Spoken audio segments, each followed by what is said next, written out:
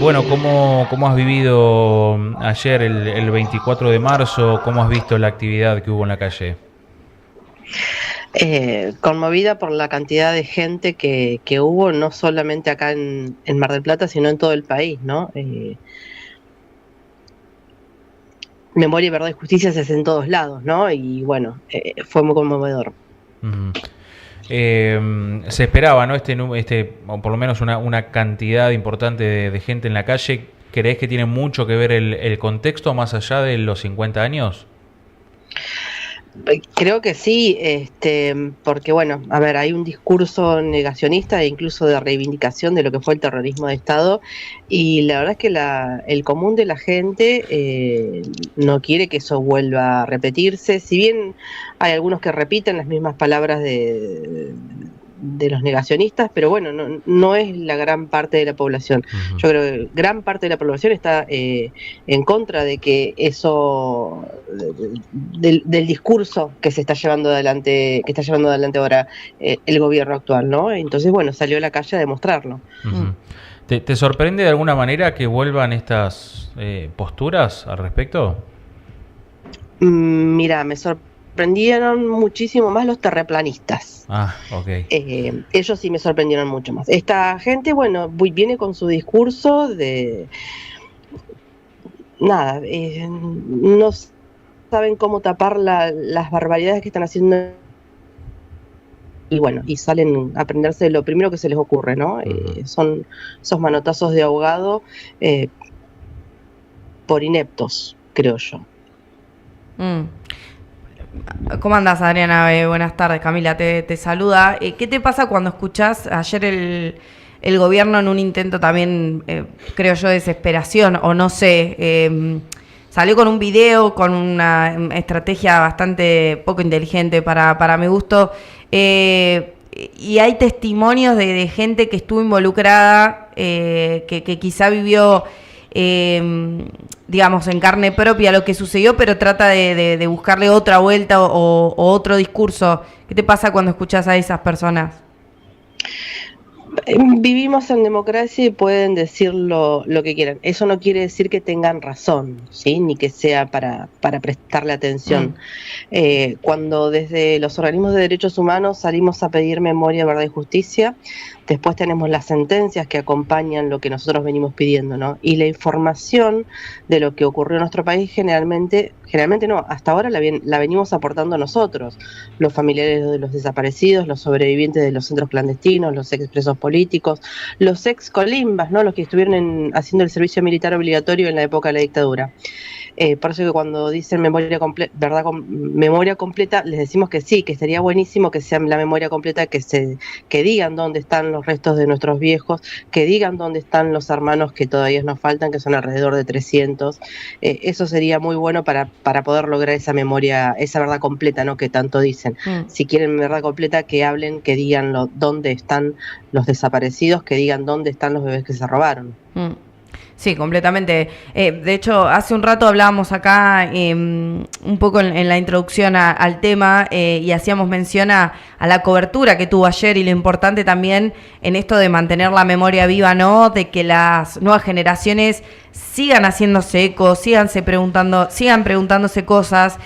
No sé qué sensación te dejó ayer, pero creo que fue un poco tranquilizador, ¿no? Ver a tantos jóvenes en las plazas, en las calles, esto con carteles, en redes sociales también replicando un montón del material que anduvo circulando.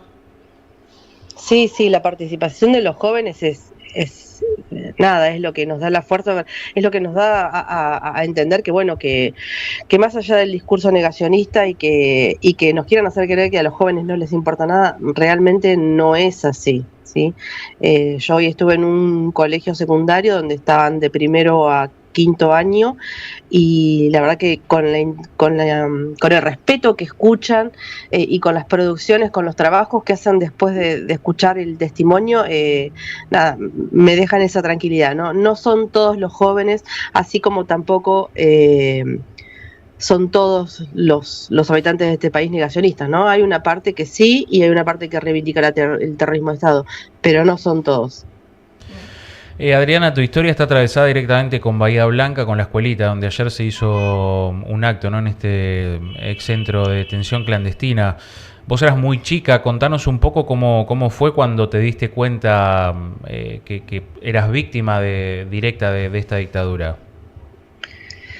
Mira, no entendía el concepto de víctima, pero sí sí supe siempre desde muy chica que mi papá y mi mamá no estaban conmigo porque se los habían llevado los militares. Y los militares habían asaltado el poder de manera violenta y estaban desapareciendo gente que pensaba o que quería hacer cosas distintas a lo que ellos proponían. Así que desde muy chiquita supe eso, ¿no? Después, bueno, le fui agregando contenido a, bueno, gente mala, tomar el gobierno por asalto, todas esas cuestiones. Pero Bahía Blanca para mí sigue siendo mi lugar. Yo hace 36 años que vivo en Mar del Plata, sin embargo, siempre que me preguntan, digo que soy de Bahía Blanca. Y que se pueda hacer un acto un 24 de marzo en la escuelita o o que se pueda marchar pidiendo memoria, verdad y justicia, me parece muy importante, ¿no? Para los tiempos que corren. Uh-huh. Y hace poquito nada más pudieron encontrar a tu hermano, que casualmente fue el nieto 140. Después nos enterábamos, ¿no? de toda la historia, pero fue hace 2 años nada más. ¿Cómo fue toda esa búsqueda? ¿Cómo fue ese recorrido? Te corre rapidísimo el tiempo porque no hace 9 meses todavía que mi hermano se enteró que era mi hermano. Fue él se enteró el 4 de julio del 2025, yo me enteré el 5 de julio del 2025 y salió para todo el país y para el mundo la noticia el 7 de julio después de una conferencia de prensa que se hizo en la ex-ESMA.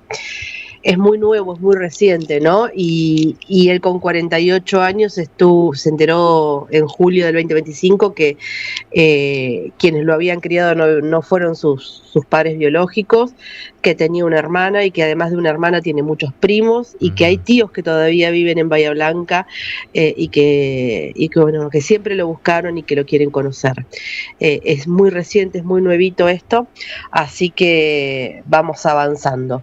Antes de julio yo no sabía dónde estaba, sí. y ahora ya sé dónde está y le mando un mensaje y me responde, y cuando viajo a Buenos Aires nos vemos, así que va más que bien para lo que es el hecho de que se lo robaron para que no lo encontráramos, ¿no? A mí me cuesta creer, no sé a vos qué te pasa, Adriana, principalmente cuando se acerca esta fecha, cuando estamos atravesando el 24 de marzo, que por ahí las redes sociales se inundan de más testimonios que un día habitual. Escuchar gente que ha podido completar su historia. Uno lo toma como algo natural. Digo, yo sé dónde nací, quién me crió, quiénes son mis hermanos, quiénes son mis primos, pero que una persona pueda completar esa historia o incluso enterarse de que su historia, la que le contaron toda su vida, no es la real, es de una relevancia más que importante, y que me cuesta entender cómo hay personas que lo quieren disminuir, ¿no? Porque es el ADN de uno. Es muy difícil quitarle el peso que tiene, ¿no? Sí, a ver, cuando yo me encontré con mi hermano por primera vez, allá en julio, tuvimos una conversación de él, mis 2 hijos y yo, de más de 3 horas, en donde hablamos un montón de cosas y no puntualizamos en nada, porque son estos 48 años que estuvimos separados, lo que nos... es imposible contarlo de una sola vez. Así que bueno, cuando nos seguimos encontrando, yo hablo mucho, así que no sé cuánto de todo lo que yo hablo tiene que ver con que él no me pregunta nada porque yo hablo mucho, o no me pregunta porque no lo dejo hablar. No sé todavía muy bien cómo es la cuestión esa, pero es mucha información para para tan poco tiempo, ¿no? Y siempre respetando los tiempos de él. Digo, si llegara a ocurrir que me dice, mira, de esto no quiero hablar ahora, bueno, hablaremos de otra cosa. Hay un montón de temas que podemos tocar siendo hermanos. Tal cual. Y también pienso en eso, ¿no? Cómo cada uno reacciona de manera distinta. Ayer estaba escuchando algunos testimonios de gente que quizá, no tiene intención de vincularse con su nueva familia, o que por ahí no es esto, porque también me imagino que se debe idealizar un montón esta situación, este momento, que después cada persona atraviesa ese momento o ese proceso como le sale, como puede también, porque también entiendo que te estás vinculando con gente que no conocías en un punto, y bueno, encontrarse y tener temas en común y ponerse de acuerdo en un montón de cosas, no debe ser tan fácil tampoco, ni tan simple como uno lo imaginaría. Y vos pensás que hay familias en las que nacieron bajo el mismo techo, se criaron bajo el mismo techo, y de repente, o por un partido de fútbol, o por un guiso, o por un insulto, o por cualquier cosa, se dejan de hablar, ¿no? Los vínculos se construyen en el día a día. Lo que ocurre en el caso de mi hermano y en los nietos que recuperan su verdadera identidad es que son libres de elegir porque tienen la información. Claro. Antes de conocer la información no podían elegir, eran cautivos. Y aún conociendo la verdad, hay nietos que continúan siendo cautivos. ¿Por qué? Porque fue muy fuerte la apropiación. No solamente es la apropiación de un vínculo que no, de una cuestión de parentesco que no existe, sino que también hay una apropiación de sentimientos, de acciones, que bueno, no es fácil cortar con eso. Las familias tratamos de ser lo más respetuosas posible, dando los espacios y los tiempos necesarios, así que bueno, teniendo la información pueden elegir. Adriana, dijiste que siempre supiste de la existencia de un hermano. ¿Cómo te enteraste vos? Porque al momento del secuestro de mis padres, mi mamá ya estaba embarazada de 5 meses. Claro. Entonces, yo constantemente escuchaba los reclamos de la aparición de Raúl y de Graciela embarazada de 5 meses. Y con el paso de los meses, perdón, creo que voy a estornudar. Bueno, tranqui. Estamos todos iguales, no, así que no hay problema.